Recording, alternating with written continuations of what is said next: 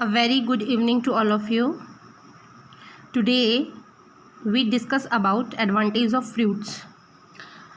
बच्चों, फ्रूट जो बनता है प्लांट में सेक्सुअल रिप्रोडक्शन का जो एंड प्रोडक्ट है वो सीड या फ्रूट के रूप में सामने आता है।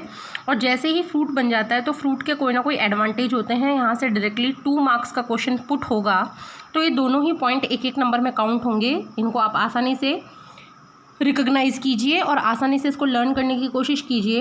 It provide nourishment.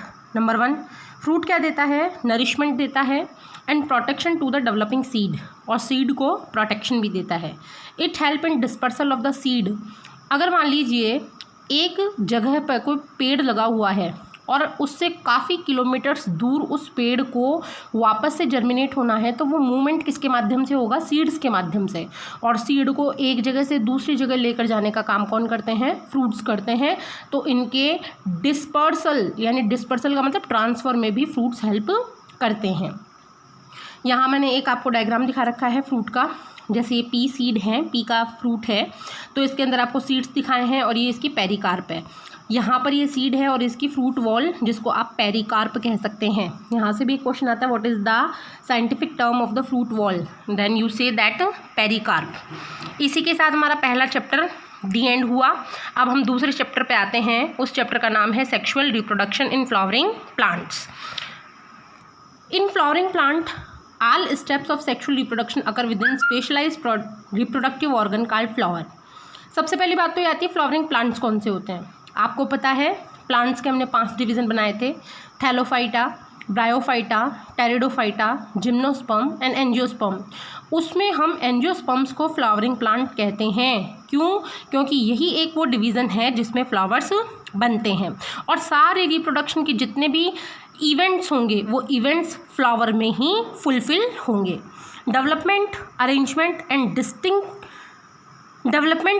And distribution of flowers over a plant is called inflorescence. 11th class में आपने पढ़ा था 5th चैप्टर में कि टाइप्स ऑफ इन्फ्लोरेंस 2 टाइप के होते हैं, साइमोज और रेसेमोज। तो यहाँ पर हम परिभाषा की बात कर रहे हैं कि इन्फ्लोरेसेंस क्या होता है।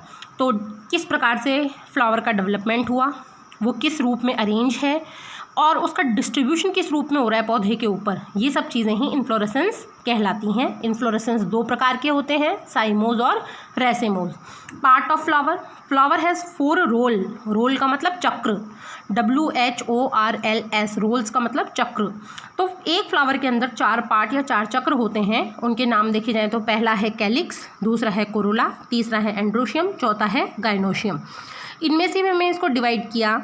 आप ये बोल सकते हैं कि फ्लावर का एसेसरी पार्ट्स कौन से हैं जो रिप्रोडक्शन में अपनी सहायता करते हैं, तो वो है कैलिक्स और कोरोला।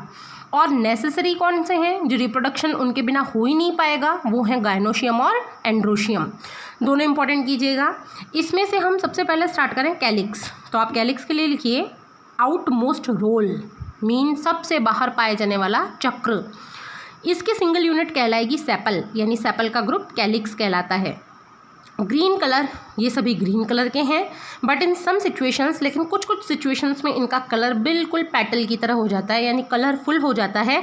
तब हम कैलिक्स को कहते हैं पेटलॉइड, यानी इसका कैलिक्स किसके समान है? पेटल्स के समान। तो टर्म क्या बनेगी? पेटलॉइड।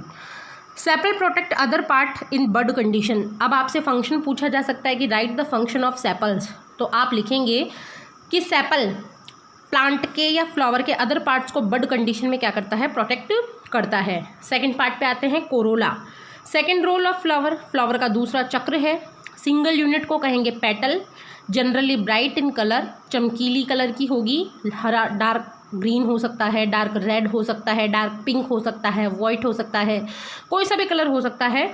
Usually attract insect pollination, help in pollination. Generally ये कलर जो है ये इंसेक्ट्स को अपनी तरफ अट्रैक्ट करेगा और चूंकि इंसेक्ट पॉलिनेशन के एजेंट्स हैं तो फ्लावर्स के अंदर, प्लांट्स के अंदर क्रॉस पॉलिनेशन में ये सहायक होंगे। यहाँ पर मैंने आपको एक फ्लावर दिखाया है। फ्लावर के अंदर ये बाहर आपको दिख रहे हैं पेटल्स, पेटल्स के नीचे यहाँ पे आपको ये दिख रहे हैं सेपल। ये इसका थैलेमस है। थैलेमस वो आधार भाग है जिसके ऊपर फ्लावर के चारों चक्र पाए जाते हैं, चारों रोल पाए जाते हैं। यहाँ पर ये आपको गाइनोशियम के 3 पार्ट दिखा रखे हैं, स्टिग्मा, स्टाइल, ओवरी, और यहाँ पर आपको एंड्रोशियम के 2 पार्ट दिखा रखे हैं, एंथर एंड फिलामेंट्स। तो इस तरीके से बच्चों आज की क्लास में हमने फ्लावर के 2 पार्ट पढ़ लिए हैं, कैलिक्स एंड कोरोला। नेक्स्ट हम कल की क्लास में प्रोसीड करेंगे। Have a good day.